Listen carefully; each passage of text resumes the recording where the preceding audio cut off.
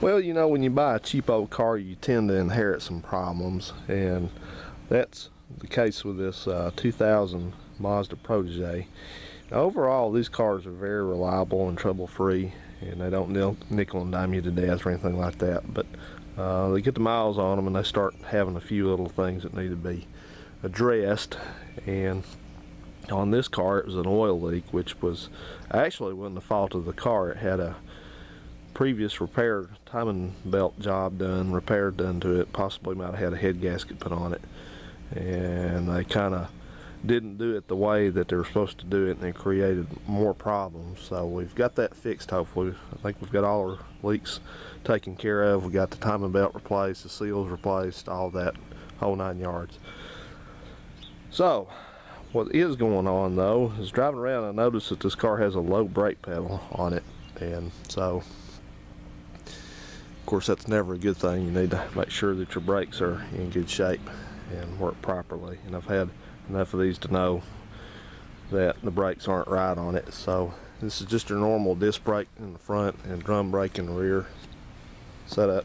And so the first thing, you always want to check your brake fluid. This is the reservoir here, and as you can see, it's up to the mark. It's full of brake fluid, and the brake light's not coming on when you put the brakes on, and it never does pump up. Normally, sometimes if you have have some air in it, you can pump the brakes a little bit, like that car's had those problems. You can pump the brakes and the brakes pedal will come up more. So it's not doing that. So the other thing I noticed is the emergency brake, when I pull the emergency brake up, it comes all the way up to the top, and it doesn't seem like it does much. So what I think I will do is, I think I'm going to pull off the rear drums one at a time and see what's going on back there, because that's kind of what it feels like. It feels like I have front brakes and no back brakes. So that could be a couple different things. It could be a master cylinder problem, or it could be a problem with the rear brakes. Somebody could have been in there already doing something. You know, the level of skill that I saw on the engine stuff, if the same person worked on the brakes back here, there's no telling. And on the other hand, it could just be that there's nothing wrong with the back brakes. It could all be in the hydraulics. So we'll find out. So let's get these, at least we'll get the left wheel off. We'll start with that one since it's in the sunshine, and we'll see what's going on in there. Alrighty then, the wheel is off. Here's your drum. And the first thing I noticed, you got two screws like this, or Phillips head screws, that these are intended to hold the drum to the hub. You just have a sealed hub back here. And normally those are pretty tight in there and hard to get out. Well, I took these out with my finger, so that ain't good. So now I'm just gonna get this drum off here. Sometimes you have to kind of tap on it with a hammer a little bit and get it knocked loose. Don't break it, but we'll do that now.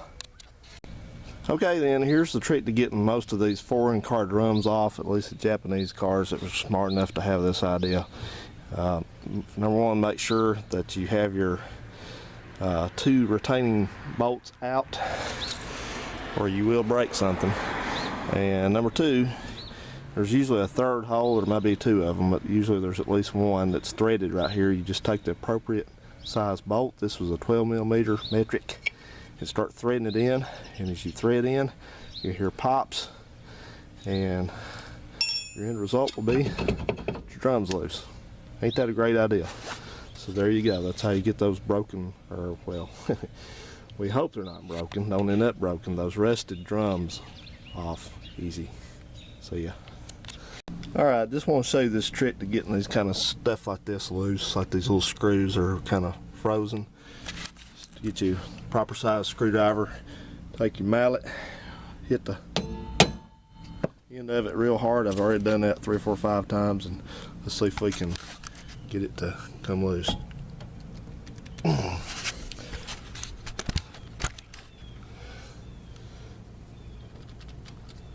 So I'm taking some more persuasion.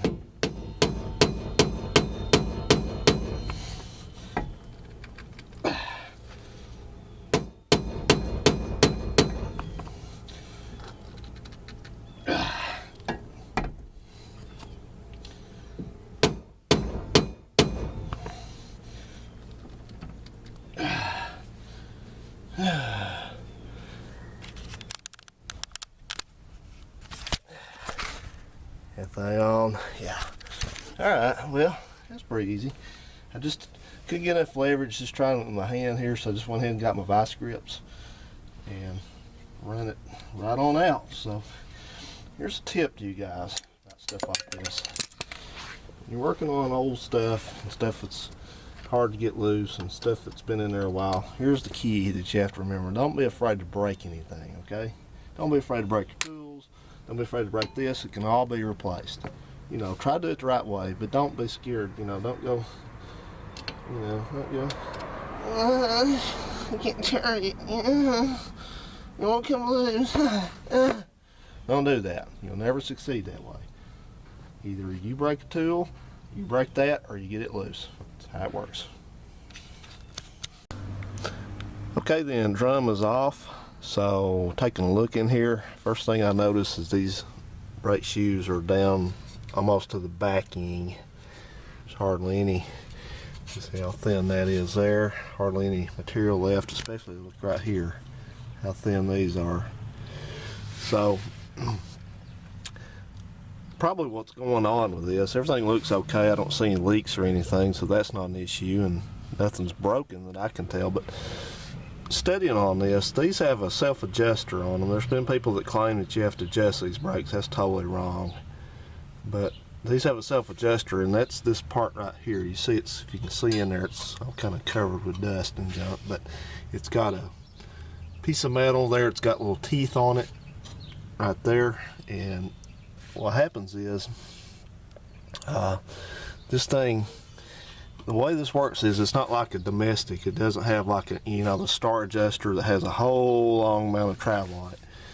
These are a little bit different, and so what's happened is these get to a certain point. You can see, hopefully if I get myself out of the way, see back there at the back. Let me point to that for you. Looks like what's up with that is right here. See, that adjuster is maxed out right there, and it's all the way, it's come all the way forward. So that means the brake pads are just, the brake shoes rather are just worn out, so they have to be replaced. There is no more adjustment left in it. So when you do that, obviously you're going to have a low pedal, and your emergency brake's not going to do any good anymore, which this one doesn't very well. So, and the other side of there's probably the same story. So we're just going to go ahead and put a set of brake shoes on it, and should be good to go on that. So that's interesting how that works. Is a little bit different from a domestic, but that's just, I guess, when Mazda says the brake shoes are low enough, that's it. It's low enough. Your only choice is to replace them, which is a good idea anyway. So the drum looked good, no problems with that. So we'll just clean this up with some brake cleaner and put her back together, and it should be good to go. And I figure what's happened was is somebody couldn't get that drum off. I saw where they tried to. They tried to take this cap off and didn't. You really don't have to take the cap off anyway, but they did, tried to. And they just didn't know that trick to get the drum off, and couldn't get the drum off, so they said to hell with it, they're not going to do the drum brakes. So that's unfortunate, but you know what, that is pretty common. Oh, this thing has got a twisted control arm right there. Looks like it. Wow. That's interesting. I have to address that too, probably. But, so anyway, we'll deal with that. We'll put that back together. Anyway, as I was saying anyway, before I got my attention distracted there, that's what people, unfortunately, in this part of the country tend to do. If they don't understand something, they won't deal with it. They'll just ignore it. So we'll fix it. We'll get it back together. See.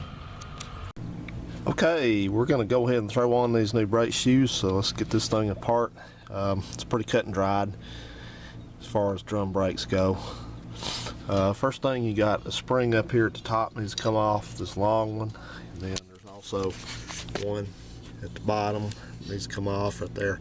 Keep them oriented the right way when you put them back on. So just what I try to do is just try to lay it out like it comes off, and then you got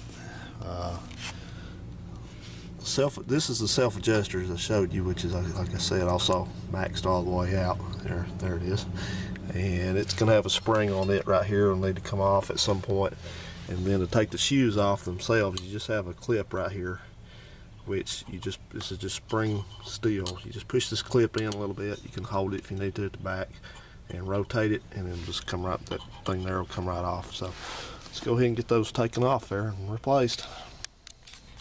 Forgot to tell you, got a C-clip in here. It's got to come out. It's right there. Just be sure you take that out first.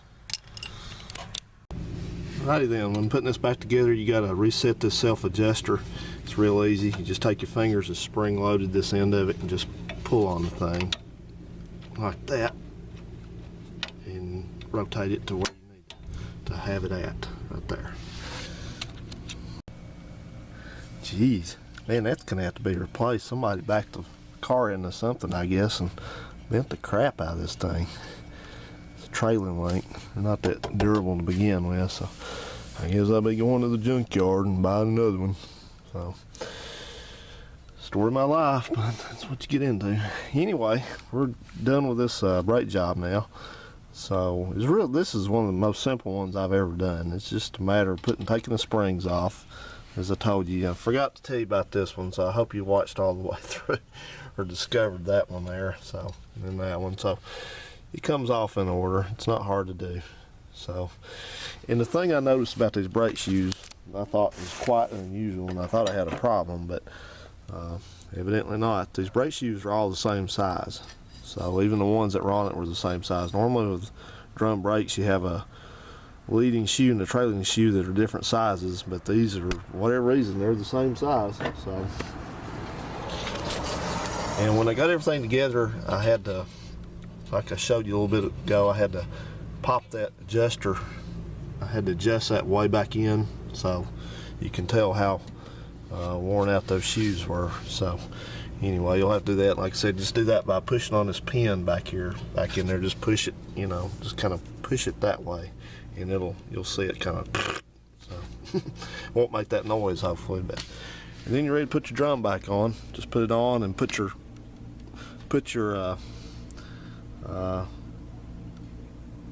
retaining screws back in there, right there. Tighten those up, and I'll tell you what I'm going to do. I'm going to take my brush and I'm going to clean this right around that register right here that goes over this hub, and I'm going to clean this hub where all that rust is built up, where I had such a hard time, and I'm going to put some anti-seize on that so they won't have that problem again. So appreciate you watching. Just reverse the procedure for, you know, duplicate it for the other side, I guess I should say, and you'll be done. So that's how you do a brake job on one of these Proteges. Man, that's got to be replaced. Look at that. That's terrible. It's awful. It's worse than awful. It's horrible. So, alright. Guess we'll make another video about that maybe. See you guys.